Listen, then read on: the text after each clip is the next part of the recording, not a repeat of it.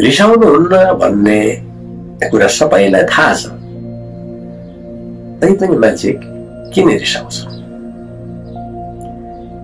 किनभने सबभन्दा पहिले ल्याक अफ अवेरनेस, होसको कमी।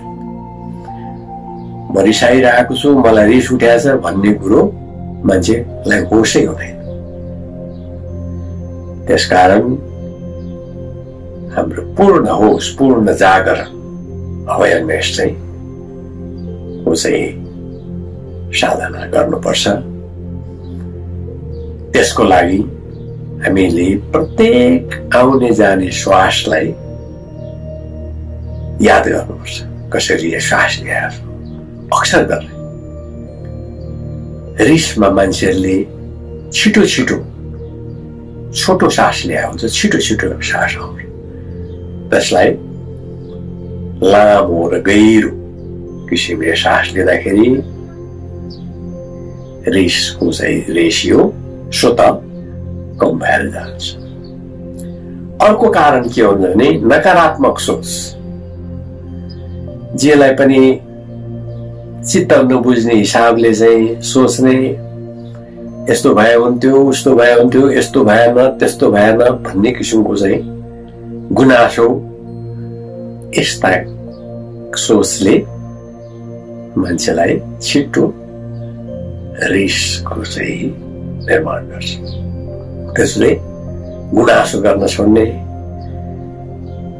सकारात्मक सोच राख्ने, प्रत्येक कुरालाई सकारात्मक रूपमा हेर्ने गर्दाखेरि रिस स्वतः टाढा भएर जान्छ। अर्को कारण हो चाहिँ अवस्था, कन्डिसनलाई चित्त नबुझौँ। एउटा कुरो के तथ्य हो भने कुनै पनि समय एकै नाश रहँदैन, चेन्ज हेभन। हरेक समय एकपछि अर्को अवस्थापछि अर्को अवस्था आउँछ। त्यसले जे जस्तो समय छ त्यसलाई ठिकै छ नि त, यो समय त सधैँ रहने होइन, मेरो ब्याड टाइम्स पनि सधैँ रहँदैन, गुड टाइम्स पनि त आउँछ भन्ने किसिमले हामीले त्यो कुरो चाहिँ महसुस गर्न सक्नुपर्छ। अर्को छ अहंकार, ego. Oh I am everything, म भन्दा ठुलो कोही छैन, मै जान्ने, मै सुन्ने भन्ने किसिमको जुन कन्सेप्ट छ, त्यस्तो अहंकारले को कारणले मान्छे छिटो रिसाउँछ। त्यसलाई अहंकारलाई किल गर्नलाई यो अस्तित्वको अगाडि I am nothing, everything is being by the grace of this cosmic power भन्ने कुरो, भन्ने तथ्यलाई महसुस गर्दाखेरि एङ्गर चाहिँ आउँदैन। मुख्य कुरो, सबभन्दा महत्त्वपूर्ण कुरा चाहिँ के छ भन्दाखेरि हामी वर्तमानमा बस्दैनौँ, वर्तमानमा इन्जोय गर्दैनौँ र कि त विगतलाई सम्झिन्छौँ कि चाहिँ भविष्यमा के होला कसो होला भन्ने सम्झिन्छौँ। त्यसले चाहिँ एन्जाइटी निम्ताउँछ, जसले गर्दाखेरि चाहिँ मान्छे मानसिक रूपमा कमजोर हुन्छ।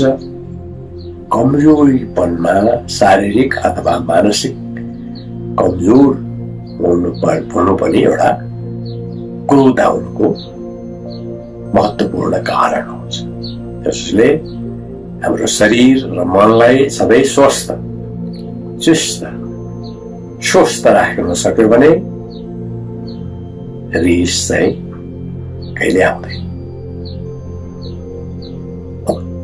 इन टोटालिटी के छ भन्दाखेरि यसको रिसलाई चाहिँ निदानको चाहिँ सबभन्दा उत्तम उपाय चाहिँ लङ एन्ड डीप ब्रेथ। जहिले पनि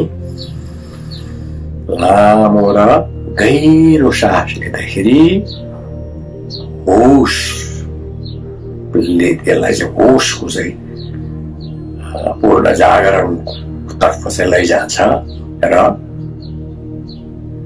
एङ्गर चाहिँ कुल डाउन गर्छ। त्यसैले हामी विचार गर्दाखेरि यो लङ र डिप ब्रेथलाई चाहिँ जहिले पनि याद राख्नुपर्छ। मेरो सबैलाई विशेष अनुरोध, कहिले नरिसाउने भएर इन्जोय, प्रत्येक पल पललाई इन्जोयफुल बनाउनुहोस्, इन्जोयफुल बनोस् भन्ने शुभकामना गर्दछु। जय होस्।